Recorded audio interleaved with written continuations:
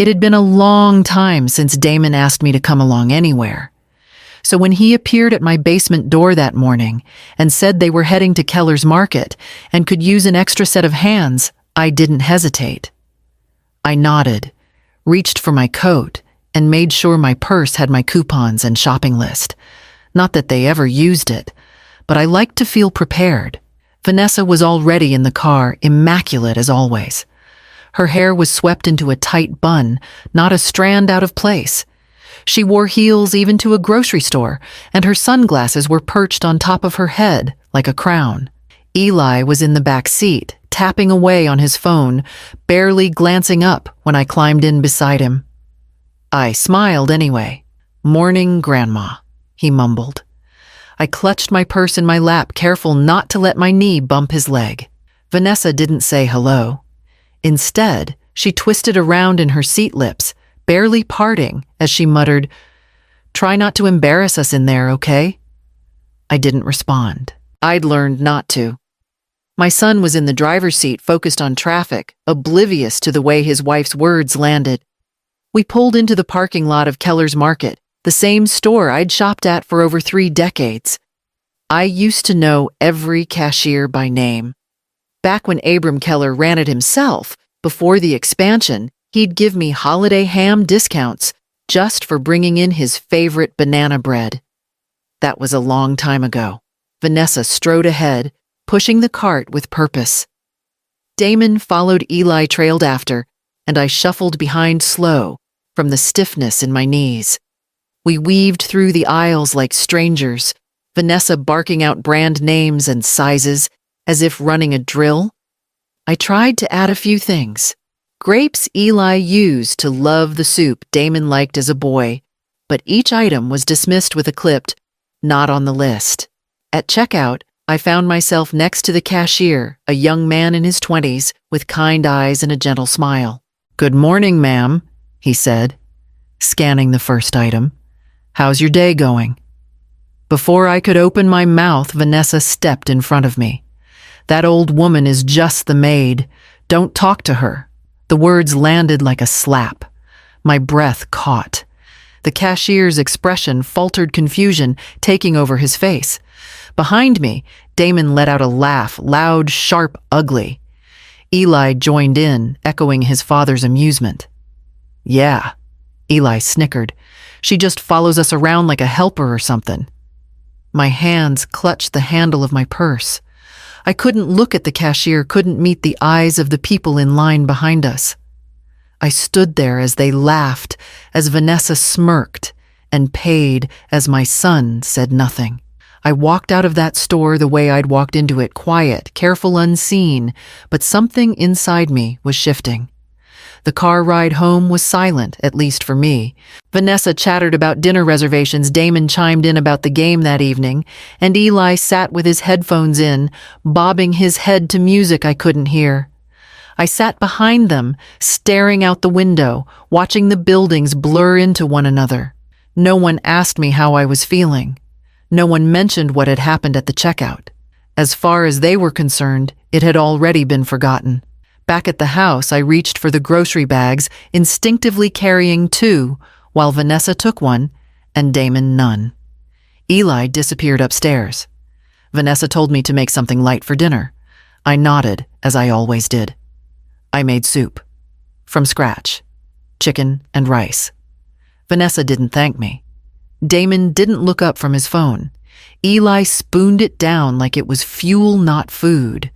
Afterward, I washed every dish, wiped every counter, and folded the kitchen towel like I used to in my catering days. Only now, there was no invoice, no compliment, no client. When Vanessa first moved in 10 years ago, I was still running Callaway Catering from this very kitchen. Small jobs, mostly family parties, Sunday brunches, church luncheons. I had regulars who asked for me by name. My pot roast was famous in 3 counties. That business had kept me afloat after my husband died. It gave me purpose. It gave me pride. Vanessa found it messy. She said strangers coming into the house made her uncomfortable. She told Damon it was time I retired, and enjoyed the peace of being a grandmother. One by one, I canceled clients. I let the food warmers collect dust. I folded up my apron and tucked it into the back of my closet. I told myself it was temporary. The truth was, I let her erase me. I moved into the basement to give them space. I stopped hosting Sunday dinners to respect their routine. I started asking permission to buy groceries to use the car to have visitors. I convinced myself it was fine. That family meant compromise. That love looked like sacrifice. That night, after the dishes were put away and the television murmured upstairs, I stood in front of the mirror above my tiny dresser. The light flickered. My reflection looked pale, smaller than I remembered. I touched the edge of the glass and whispered, "When did I start apologizing for existing?" Then I turned, walked slowly to the closet, and pulled back the coats I hadn't worn in years. Behind the coats I hadn't worn in years, tucked between the wall and the back of the closet, was a small metal panel, barely noticeable unless you knew where to look. I knelt slowly, letting my knees settle on the thin carpet. My fingers hesitated at first, brushing dust from the edges, before I pressed in the old combination. 4 numbers. A date no one else in this house would remember. The day Thomas left me. The lock clicked open with a tired sound, and the safe door creaked as I pulled it wide. Everything was still in order. A neat stack of folders, plastic sleeves with deeds and account statements, a small cloth pouch with keys. I reached for the top folder, my hands trembling, not with fear, but with something I hadn't felt in a long time: ownership. After Thomas walked out, I swore I would never rely on anyone again. I sold the little house we'd bought together, used the money to buy a rundown duplex, lived in one half, and rented the other. That was the beginning. Over the years, I invested carefully, slow, quiet, deliberate moves. No one ever asked, and I never told. I flipped through each folder, now tracing the numbers that had accumulated over decades. 3 rental properties downtown, 2 more on the edge of campus, a stake in a commercial building that housed a dentist's office, a laundromat, and a bakery. I read through the balance sheets, my name neatly printed beside words like owner and partner. The final folder was thinner, older. A signed agreement dated 16 years ago with Abram Keller's name beside mine. I remembered the day he asked me for help expanding the market. He didn't want to go to a bank, said he trusted neighbors more than bankers. I believed in him. I gave him the money and asked for no recognition, only a percentage and quiet respect. 40%. That's what I owned. Keller's Market, the very store where my daughter-in-law silenced me, where my own son laughed in my face, where a cashier apologized with his eyes because he thought I was someone not worth speaking to. I sank onto the floor, the folder resting in my lap. My head leaned back against the coats, and I closed my eyes. They thought I was powerless. They thought I needed them. All these years I let them think it. The truth had always been different. And now it was time to stop hiding it. I gathered the folders, set them neatly on my bed, and returned to the closet for the rest. There was more in there than just numbers. There was history leverage and every piece of proof I needed. I hadn't planned what would come next, but I knew one thing with certainty. I would never again let them speak to me like I was beneath them. And the next words I'd overhear would make sure of that. The next afternoon, I came upstairs earlier than usual. I'd gone for a walk while they were out, something I rarely did anymore. The air was sharp but clean, and I let it fill my lungs until I didn't feel quite so heavy. When I came through the front door, I heard voices drifting from the living room. I paused in the hallway out of habit more than anything. I wasn't trying to listen, but I heard my name, and that changed everything.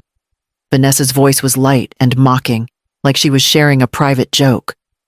I swear, if she keeps shuffling around like that, I'm going to lose my mind. Can't Damon just put her in a home already? Somewhere quiet? With staff. Out of sight. A second voice laughed, sharp, nasal, someone I didn't recognize. She's still downstairs in that little room. Of course, Vanessa replied. I mean, it's practically a storage closet with a bed. But she thinks she's part of the family. Makes herself a little coffee in the morning like she pays rent. They both laughed again. I stood frozen, hand resting lightly against the wall.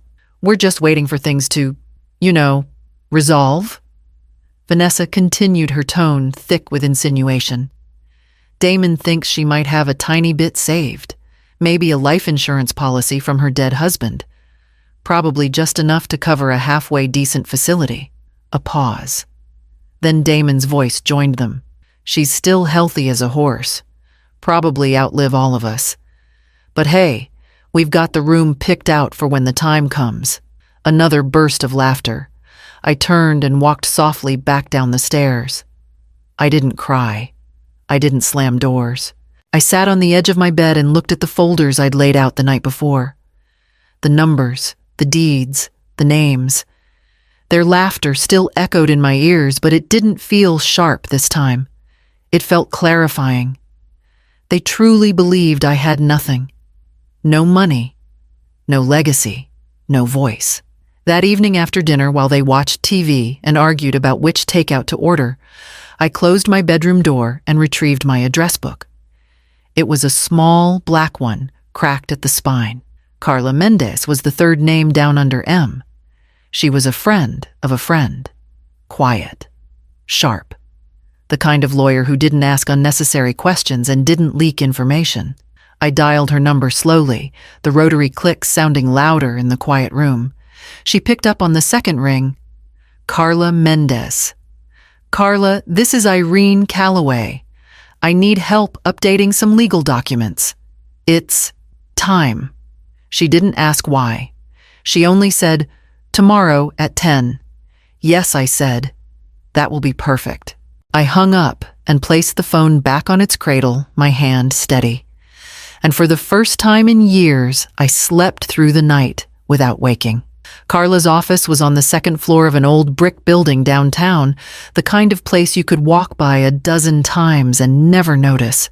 She greeted me with a firm handshake and a warm smile, then led me into a private room with soft lighting and a sturdy oak table.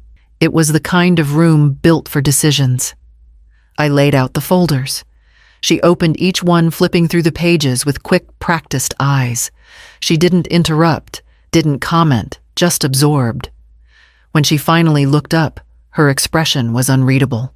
You've kept meticulous records, she said. I've had time, I replied. We began with the will. I told her I wanted Damon and Vanessa removed entirely. No property, no money, nothing. She raised an eyebrow but said nothing. Then I asked her to draft a trust for Eli, but with clear conditions he could access the funds, only if by the time he turned 25 he'd maintained a relationship with me built on basic decency. No calls, no kindness, no trust. Legally, Carla said you'll need documentation proof of ongoing contact, a paper trail, but it's doable. Then let's do it, I said. Next came the ownership agreements.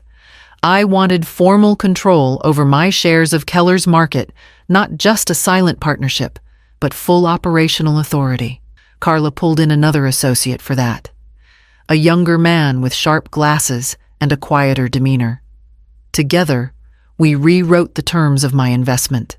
By the time the meeting ended, I had the authority to step into the store and make decisions, not just collect profit. Carla leaned back in her chair as we reviewed the last document. Once we file this, she said carefully, there's no going back. They'll be cut off completely. If you change your mind later, it may not be easy to undo. I folded my hands on the table and looked her squarely in the eyes. I'm not going back, I said. I'm going forward. Her mouth twitched into the smallest smile. When we were done, I walked out with a folder of signed paperwork, a list of scheduled filings, and the number for a locksmith to change the store's security codes if needed. Outside, the air felt different. Brighter. Sharper. I took the long way home, letting the wind tug at the edges of my coat. Back in my room, I tucked the legal folder beside the old safe and smoothed the bedspread with one hand. Upstairs, I could hear Vanessa talking to someone on the phone, her voice loud and flat. Damon's footsteps crossed the kitchen. Eli thumped down the hallway. Their world continued unchanged, but mine had shifted. And in just a few more days, so would theirs. 2 weeks passed without a word from me that wasn't necessary. I still cooked their meals, folded their laundry, and nodded politely when spoken to. I was as invisible as ever, and they seemed to prefer it that way. But beneath the surface, everything had already changed. At exactly 4 o'clock on a Friday afternoon, I asked them to meet me in the living room. Damon groaned from the couch, but stayed put. Vanessa appeared at the top of the stairs, arms crossed, already irritated. Eli wandered in from the kitchen, a granola bar in hand. They didn't notice the 2 people walking in behind me until they were standing in the doorway. "Who are they?" Vanessa asked, already defensive. "This is Carla Mendez," I said calmly, "my attorney. And this is Abram Keller." Damon's brow furrowed. "From Keller's Market." Abram gave a polite nod, but it was Carla who spoke next. "Thank you for joining us. Mrs. Calloway has asked us here today to clarify a few matters." Vanessa narrowed her eyes at me. "Matters like what?" I didn't look at her. I looked at my son. "Damon, you've made a lot of assumptions about my life. About what I do, what I have, and what I'm worth. Today, I'm correcting them." I opened the folder Carla had handed me earlier and laid it on the coffee table. "I own 40% of Keller's Market," I said. "Abram and I have been partners for 16 years. Vanessa let out a disbelieving laugh, but it died in her throat when Abram spoke. "It's true. Irene provided the capital for our expansion. Without her, there wouldn't be a second location, let alone 5. Damon looked at me like I'd spoken in another language. "Wait. What I also own? 5 rental properties across Columbus," I continued. "A commercial building downtown and a management company that handles them all." Vanessa was staring now, mouth slightly open. "Why didn't you ever tell us?" Damon asked, his voice thin. "Because you never asked. And when I did mention anything remotely personal, you dismissed it. Or worse, tried to take it." Eli looked from his father to me. "So, you're rich." I met his eyes, and for once he didn't look away. "That's not the point, Eli." I turned back to Carla, who opened a second folder. "This house," I said, "was refinanced 6 months ago under Damon's name. As of this week, I've purchased the mortgage." Vanessa stood. "You did what you have 30 days to vacate," Carla said firmly. "Legal notice was filed this morning." Vanessa's face drained of color. Damon looked like he couldn't breathe. Eli sat frozen, eyes wide, saying nothing. "You lied to us," Vanessa whispered. "You were waiting for the right moment to humiliate us." "No," I said. "I was waiting for the right moment to stop being humiliated." I picked up the folder, smoothed its edges, and stood. "You'll receive all final notices in writing. I won't be staying here tonight." And with that, I walked toward the stairs, leaving behind the silence I had once lived in. I took my time packing, not because I was second-guessing anything, but because I wanted to be deliberate.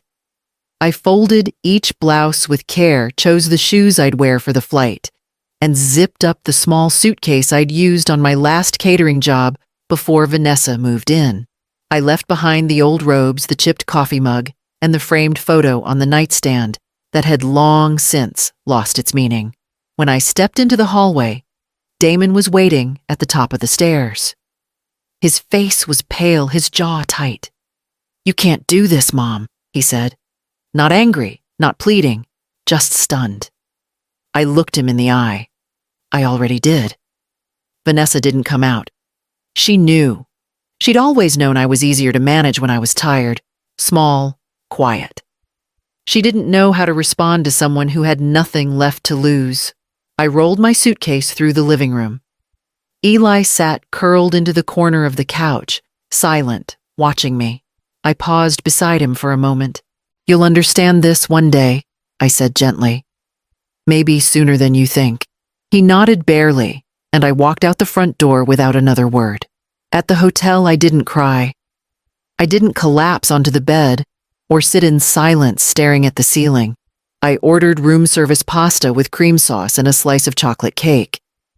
I watched the evening news. I drew a hot bath and soaked until my limbs stopped aching. Then I opened my laptop, logged into my travel account, and booked a one-way flight to Italy. I didn't tell anyone. I didn't leave a note. The next morning, I woke before the sun. I took one last look around the hotel room, packed the few things I'd unpacked, and stepped into the hallway as the city was just beginning to stir. No one saw me leave, and that was fine, because I wasn't leaving in shame. I wasn't running. I was choosing myself. I walked out into the quiet morning air, pulled my coat tighter around me, and hailed a cab to the airport. By the time the plane took off rising above the gray Ohio clouds, I had no regrets. I had my name, my choices, my voice, and for the first time in a very long time, I had my life back. Epilogue. Lake Como. I sip my espresso slowly, watching the morning light ripple across the surface of Lake Como. The air is warm, soft with promise. From my terrace, the hills roll gently toward the water, dotted with olive trees and wildflowers I've come to recognize by name. This life doesn't ask anything of me but to live it. No lists, no demands. Just the quiet rhythm of choice. Most mornings I visit the market in the village. The baker saves me the crusty loaves I like, and the florist insists I take extra lavender for my windowsill. I speak Italian now, or at least enough to be understood. I read. I write letters. I walk without being watched. Eli calls every Sunday. At first, the conversations were stiff. He asked how I was doing, told me school was fine, mumbled apologies that didn't quite land.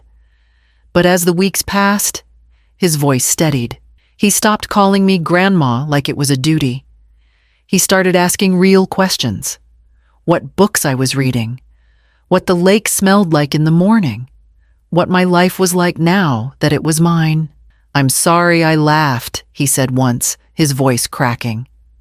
I knew it wasn't funny. I told him it mattered that he knew that now.